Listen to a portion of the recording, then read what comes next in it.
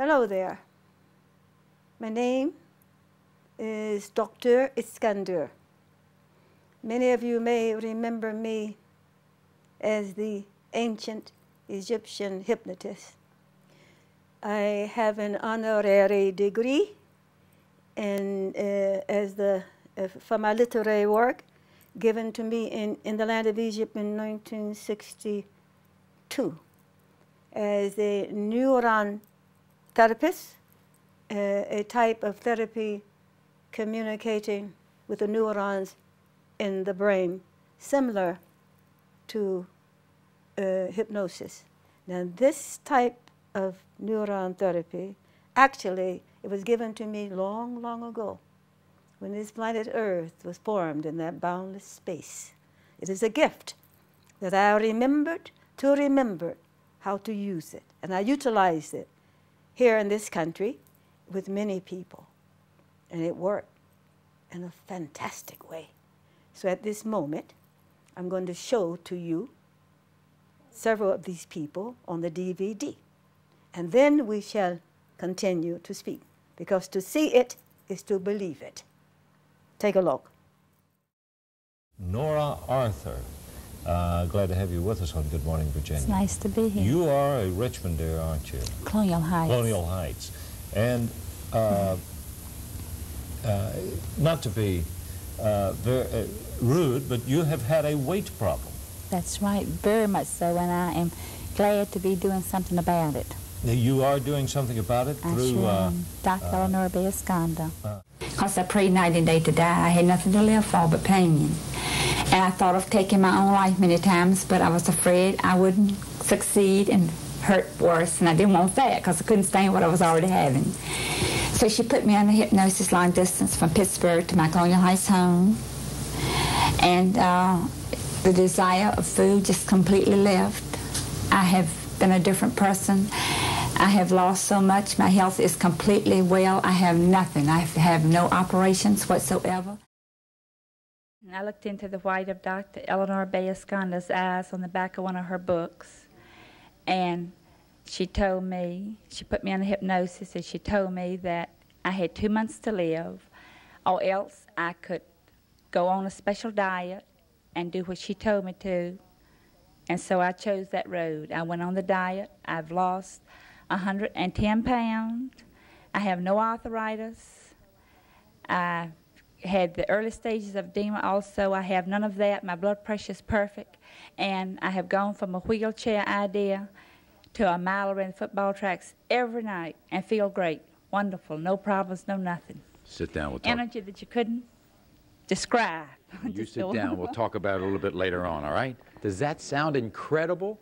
We're talking about a psychic, a healer, a hypnotist, a space traveler, takes out-of-body travels. Not 4 people. We are talking of 1 person, Dr. Ilnu Bey Iskandu. That's our story. Your friend Nora Arthur over here, right? Yes. You did what she said you did by actually, in effect, hypnotizing her. Is that correct? And the technique you used, as I understand, Doctor, was she could look, and I want to show you the book. This is Dr. Iskander's book right here. Jimmy, if you can get a shot of that. She used the picture on your book to undergo hypnosis. Yes. Rennie Franklin. Yes, Eleanor is a master. She is trying to teach what she does, and that is exactly what she does. What did she do for you? What did she do for me? She hypnotized me, and after the first experience, I quit smoking. I always wanted to quit smoking. I always talked about quit smoking, always had a desire to quit smoking, but I never really made an attempt.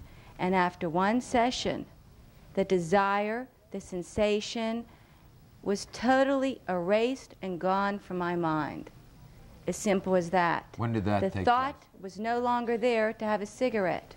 I smoked 18 years, 2 packs a day, and I loved it. And when did you stop? September. What did you like a cigarette best with? I liked it all the time. Okay. I liked it when I woke up in the morning, when I woke up during the middle of the night. I've never asked these. Before it- I have never asked this question to anybody who has quit smoking through hypnosis, and I know that this is a very successful tool to use. I know of. I want to know. It's incredible. Is it when you drink your cup of coffee in the morning? When was the best cigarette you had during the day? I would say probably after I ate dinner. Okay. Now then, after you, well, maybe you don't eat dinner anymore. I mean, you look very thin now. I don't know.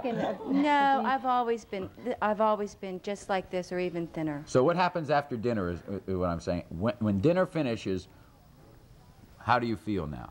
What happens? I have no desire to smoke. Yeah. I mean, it's just not there. And I was one of the ones that woke up in the middle of the night and went directly for a cigarette. I love smoking. I love the sensation, the sexual, the oral thing, the That's absolute. enough, Rennie. All right. I want to go over here. We got some questions over there, but I want to go over on this side of the room because now I want to find out what people at home and people like me like to find out when we have problems with ourselves, and that is we go to doctors. Dr. Art Hochberg is here. Dr. Hoch, Art, are you a psychologist? Right, psychologist, right. What do you think of what you've been listening to this morning? Well, I think it's true. I've had experience with patients along this line to some degree, and it is my experience that in order for a patient to really change, they must imagine themselves in the new position. In other words, they have to see themselves as being the one who is changed. And if the vehicle is hypnosis, then it's hypnosis. If the vehicle can be something else too? The vehicle is coming from within them. The vehicle is their own power, their own sense of what they could be and what they're capable of being. And that is the thing they project themselves into, and that is the thing that they become, because they have that faith that they can become something else. Do you believe in the psychic powers that the good doctor here talks of or not? Most definitely. You do? Yes. Howard Posner, do you believe in the psychic powers? Howard is an internist, but really a believer in holistic medicine more than anything else. The psychic powers are very real. They definitely are.